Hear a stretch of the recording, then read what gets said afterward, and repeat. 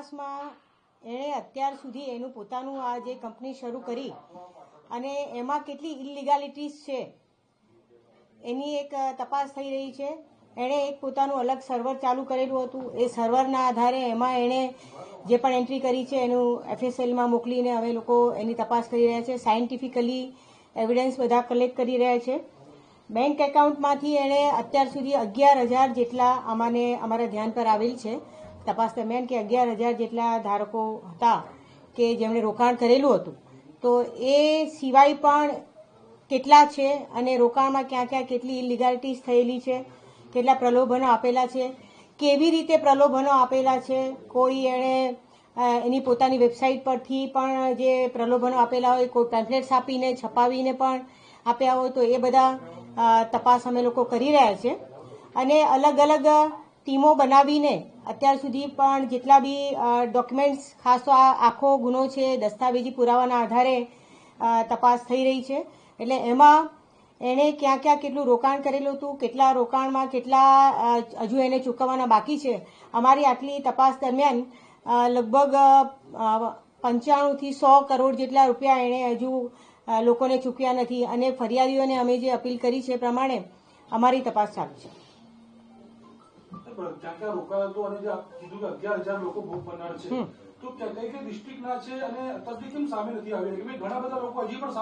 હા, એટલે ડિસ્ટ્રિક્ટમાં તો શું છે, મેઇન તો હિંમતનગર છે, અમુક મહેસાણાના છે, અમુક પાલનપુરના છે, અમરેલીના છે, આણંદના છે. એટલે આ લોકો સામે કેમ નથી આવી રહ્યા? અમે લોકો સામેથી એમની પાસે તપાસમાં અમારી અલગ અલગ ટીમો બનાવી છે. ઘણા બધા PI ને PSIs ને બધાને સામેલ કરીને અમે લોકો 2 DYSP RS પટેલ અને અશ્વિન પટેલના સુપરવિઝનમાં, EOWના SPના સુપરવિઝનમાં તપાસ ચાલી રહી છે. એટલે અત્યાર સુધી જે નથી આવ્યા એમને પણ અમે સામેથી એમના સ્ટેટમેન્ટ પણ લગભગ 101 જેટલાના લીધેલા છે. અને એ સિવાય પણ જેને પણ આમાં હજુ પણ કોઈ એમની પોતાના તરફથી કોઈ રજૂઆત કે કમ્પ્લેન હોય તો કરવા માટે પ્રોએક્ટિવલી અમે સામેથી એ લોકોના સ્ટેટમેન્ટ લઈને એમની પાસેથી ફરિયાદ લેવાની કાર્યવાહી કરી રહી છે. 100 કરોડ આપવાના બાકી છે અત્યારે. અને જે પણ મિલકત વસાવી છે એટલી મિલકત કયા કયા પ્રકારની મિલકત વસાવી છે? કારણ કે એવું પણ સામે આવ્યું છે કે એને અત્યાર સુધીમાં જેટલા રૂપિયા ભેગા કર્યા એની મિલકતમાં ઇન્વેસ્ટમેન્ટ કર્યા છે. કયા પ્રકારની મિલકત સામે આવી છે? College, school, et cetera. હા, એને મૂવેબલ ને ઇમૂવેબલ પ્રોપર્ટી આપણે જો ગણીએ તો લગભગ 101 કરોડ જેટલી મિલકત વસાવેલી છે.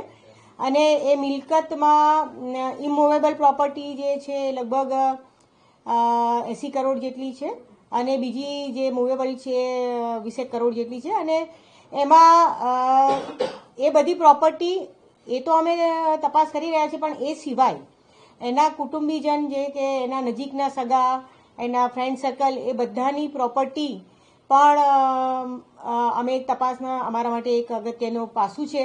એટલે દરેકે દરેક અમારા જે અધિકારીઓ છે, ટીમ છે, એની સાથે રહીને એની સિવાય એના ફેમિલી મેમ્બર્સમાં પણ કોઈએ જે પ્રોપર્ટી લીધી હોય, જે આણે પોતે એ લોકોનો લાભ લઈને એમના નામે ખોટી રીતે લીધી હોય, તો એ પણ એક તપાસ કરી રહ્યા છે. ડિજિટલ કરન્સીની વાત હતી કે તેની પાસે 2,000 કરોડ બિટકોઇન છે, જે અત્યાર વાતો ચાલી રહી હતી. અત્યારે પૂછપરછમાં એની પાસે કઈ પ્રકારની કરન્સી છે, કેટલી કરન્સી છે, કેટલી કિંમત એની ગણી શકાય આપણે ડિજિટલ કરન્સીની વાત કરીએ? ના, ડિજિટલ કરન્સી એક અત્યારે તપાસનો વિષય છે અને એની અમારે તપાસ સાયન્ટિફિકલી ચાલી રહી છે.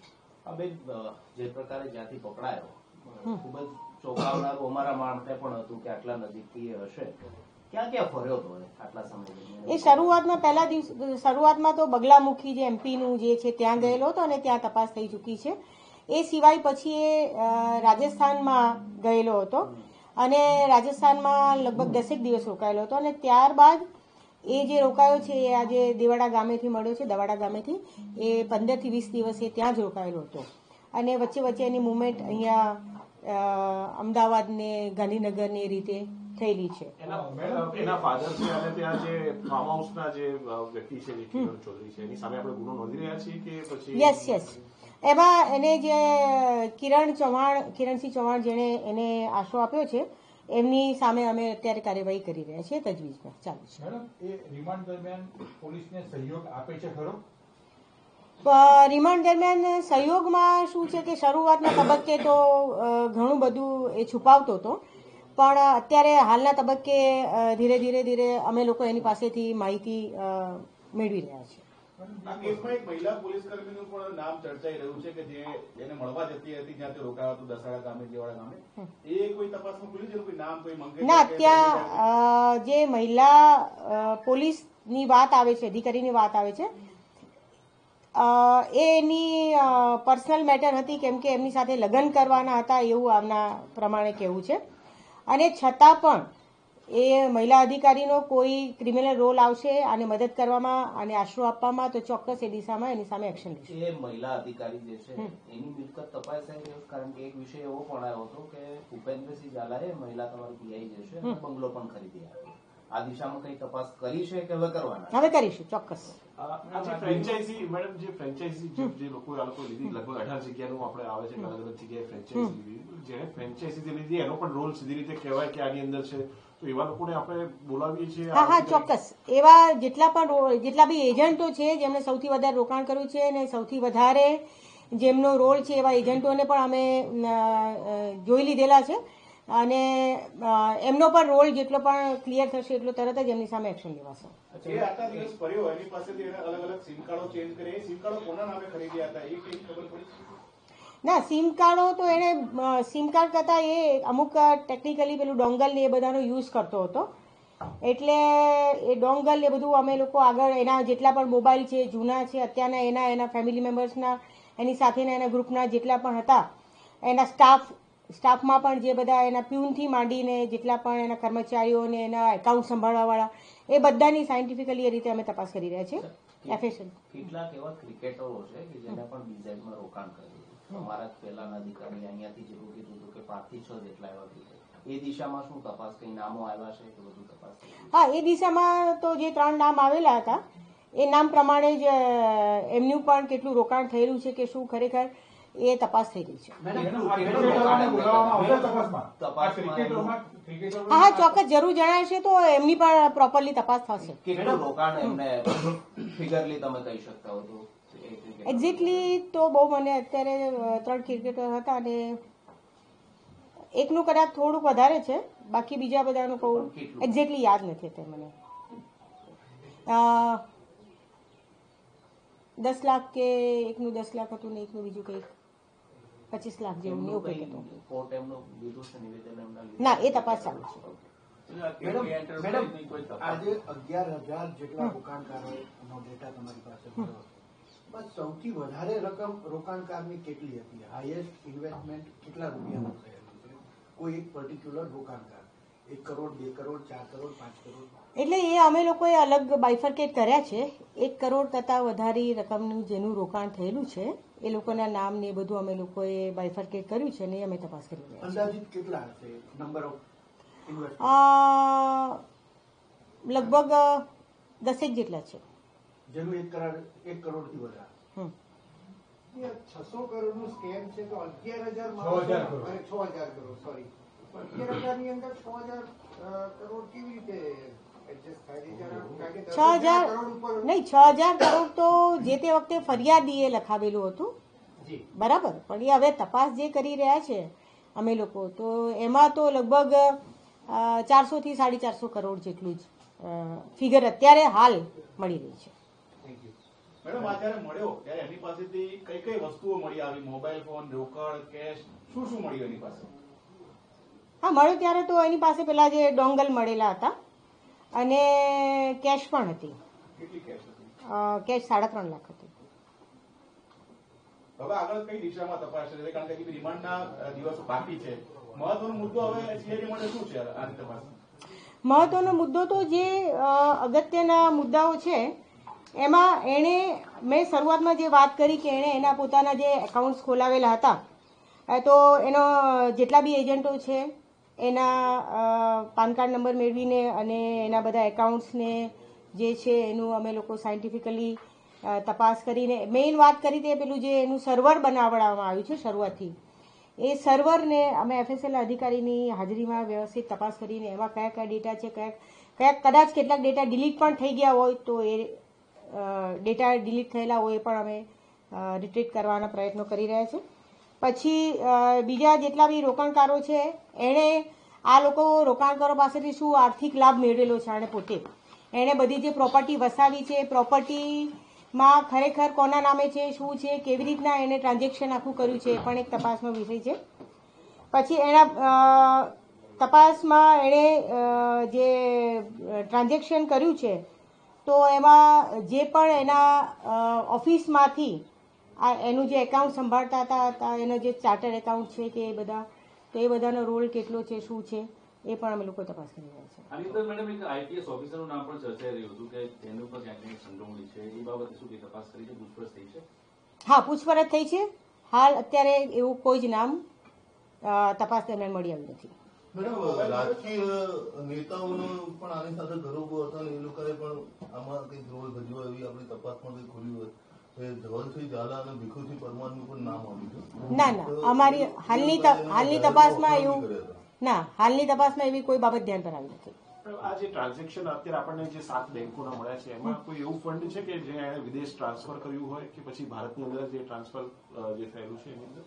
ના, હાલ હજુ એ બાબત ધ્યાન પર નથી. મેડમ, આમાં શિક્ષકોએ મોટા પાયે રોકાણ કર્યું છે અને ક્યાંક ને ક્યાંક જોવા જઈએ તો તમારી જ જે કોર્ટમાં એફિડેવિટ છે એમાં 62 શિક્ષકોના નામનો કે 62નો સંખ્યાનો ઉલ્લેખ છે. એ શિક્ષકોને તપાસમાં બોલાવવામાં આવશે, શું છે એમાં? મેં તમને કહ્યું પ્રમાણે અલગ અલગ ટીમ બનાવેલી છે અને બધી જ ટીમ અલગ અલગ પ્રકારે દરેક એંગલથી કોઈ એંગલ તપાસનો, ફરિયાદનો બાકી નહીં રહી જાય એના માટે ટીમ બધી કાર્યરત છે. અને જેટલા પણ ભોગ બનનાર છે એને મેં તમને કહ્યું કે અમે સામેથી, એ કદાચ પોતાની આઈડેન્ટિટી છુપાવતા હોય કે ન આવતા હોય કોઈ પણ કારણસર, તો અમે સામેથી એ લોકોનો સંપર્ક કરીશું. એમને કોઈ ફરિયાદ કરે, કોઈ રજૂઆત હોય, એમને કોઈ પુરાવા આપવા હોય તો અમે સામેથી એ પ્રયત્ન કરી રહ્યા છીએ. મૂળ મેડમ મોડસ ઓપરેન્ડી શું હતી, કેવી રીતે લોકોને ભેગા કરતો અને કેવી રીતે આખી આ ચેઇન ઉભી કરી હતી? મોડસ ઓપરેન્ડી તો એની એ જ હતી કે એ લોકો તમામને રોકાણ કરવા માટે જે લલચાવતા હતા એમાં એણે પેમ્પલેટ્સ બી બહાર પાડેલા હતા. એણે એની વેબસાઇટ પર અને એનું જે ગ્રુપ બનાવેલું હતું એજન્ટોનું, એ ગ્રુપમાં પણ એ બધું જે લોભામણી લાલચો આપતો હતો. અને 5 લાખ જેટલું કોઈ રોકાણ કરે તો 5 લાખના રોકાણ પર એને મોબાઈલ આપો, 10 લાખનું રોકાણ કરે તો એને કોઈ પણ બીજી કોઈ ટીવી કે એ રીતને કોઈ મોંઘી વસ્તુ આપવી. અને જેટલા સબ એજન્ટો, જેટલા બી રોકાણકારો જે પણ લાવે એને એટલું પર્સન્ટેજ, 5% આપવું કે સબ એજન્ટ આવે તો એને 2.25% એને એમાં આપવું. એ રીતે બધાને લલચાવતો હતો ને એ રીતે એનું. ના, ઘણાના બાકી છે પણ એ અમે હવે અત્યારે અમે તપાસ કરી રહ્યા છીએ. કેકે એન્ટરપ્રાઇઝની તપાસ કેમ બંધ કરવાની? કેકે એન્ટરપ્રાઇઝ સીઆઈડી ક્રાઇમ ખુદ એનો ફરિયાદ હતી. 3 ઓફિસ હતી. KK enterprise, KK enterprise, city finance, RK enterprise, 3 હતી. એમાં કેકે એન્ટરપ્રાઇઝની તપાસ બંધ કરવાની. કેકે એન્ટરપ્રાઇઝ જેવું કઈ છે નહીં. હા, કેકે એન્ટરપ્રાઇઝનું નથી, આરકે એન્ટરપ્રાઇઝનું હોય તો એની પણ તપાસ ચાલુ છે. આની પાસે ત્યાં મોબાઈલ મળી આવ્યો સર? ભૂપેન્દ્ર પાસેથી મોબાઈલ એનો? હા, મોબાઈલ તો મળી. આ 8 મોબાઈલ ફરિયાદ ડીઝેડ ફાઇનાન્સ, એવી જ એક ફરિયાદ સરકાર તરફે નોંધાવી છે નાવ સ્ટાર્ટ પાલનપુર. એ તપાસ ક્યાં સુધી પહોંચી એ આરોપી હજી પકડાયો નથી. આમાં તો તાત્કાલિક સીઆઈડી ક્રાઇમે લુકઆઉટ નોટિસ જાહેર કરી. એમાં હજી આવા પ્રકારનું કંઈ થયું નથી. શું થવાનું છે, કઈ રીતે તપાસ? ના, ચોક્કસ એમાં પણ હું જોઈ લઈશ. એ મારા ધ્યાન પર નથી અત્યારે, બહુ ક્લિયર વાત છે. એટલે તમે ધ્યાન દોર્યું તો હું જોઈ લઈશ ને એમાં પણ ચોક્કસ આપણે પ્રોપર લાઈન પર તપાસ કરીશું. મેડમ, આમાં લોકલ પોલીસ સ્ટેશન ફરિયાદ લઈ શકે કે ના લઈ શકે, કેવું કે કોઈ અરજીઓ કરી હોય તો? હા, તો લઈ શકે ને. લોકલ પોલીસ આમાં ફરિયાદ નથી લેતી તો અરજદારે શું કરવાનું? નહીં, લોકલ પોલીસ સ્ટેશન જો દેખો, આ તો પ્રોપર છે. અને લોકલ પોલીસ સ્ટેશન ના લે તો એમણે એમના ડીવાયએસપી, એસપી સુધી, રેન્જ ઓફિસર પાસે પણ રજૂઆત કરવી જોઈએ કે અમારી ફરિયાદ આ લેવલ પર નથી લેવાતી. આપણું લોકલ પોલીસ જોડે કોઈ ટૂંકમાં સંકલન હોય કે ભાઈ એમના ત્યાં જે બી અરજીઓ આવે આખા રાજ્યમાં જે બી લોકલ પોલીસ? ના, એટલે એમાં એવું છે, સીઆઈડી ક્રાઇમને એક સત્તા નક્કી કરેલી છે ડીજીપી ઓફિસમાંથી કે સીઆઈડી ક્રાઇમ કઈ તપાસો કરી શકે, કેટલા રકમની કરી શકે, કેટલા મર્યાદામાં કરી શકે. બાકી તો જિલ્લાનું તો એનું આખું વહીવટી તંત્ર છે જેનું સુપરવિઝન રેન્જ અધિકારી કરતા હોય છે, એસપી કરતા હોય છે. એટલે જ્યાં લોકલ કોઈને એવી રજૂઆત હોય તો એ લોકલ એસપીને અને રેન્જ ઓફિસરને મળી શકે.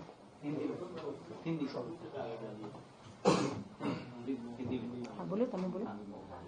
डीजे पंजी सिंह के मुख्य एक्यूज भूपेंद्र सिंह झाला को गिरफ्तार किया गया है। क्या जांच में सामने आया मैडम? जांच में तो उसके पास से अभी जो हमने इन्वेस्टिगेशन के दौरान टोटल 11,000 जितने जो थे रोकाण करने वाले थे और उनके पास से जो उसका जो बैंक अकाउंट के हिसाब से उसने कहाँ प्रॉपर्टी ली है, कितना अभी उसका पेमेंट करना बाकी है और वो इन्वेस्टिगेशन के दौरान उसने जो भी प्रॉपर्टी अपनी परचेज की है उसने अपने फैमिली के नाम से उसके फ्रेंड्स और उसके ऑफिस स्टाफ के वो भी इन्वेस्टिगेशन उसका हो रहा है। इतने दिनों से फरार था, वो कहाँ पर गया था, किसकी एक्टिविटी क्या है इसकी जानकारी? वो शुरू में तो एमपी में गया था, बगलामुखी मंदिर में, वहीं से फिर वो राजस्थान में कहीं रुका हुआ था और इसके बाद वो गुजरात में जो जहाँ से मिला गया वहीं पे 15 दिन से रुका हुआ था। तो वहाँ उसके साथ वो जिसके यहाँ रुका था उसके खिलाफ भी हम किरण सिंह चौहान के खिलाफ एक्शन ले रहे हैं। मैडम, ओवरऑल स्कैम का आंकड़ा अभी तक कितना सामने आया है? क्योंकि स्टार्टिंग में इनिशियली हाँ, स्कैम में तो अप्रोक्सीमेटली 450 CR जितना, करोड़ जितना स्कैम हुआ है।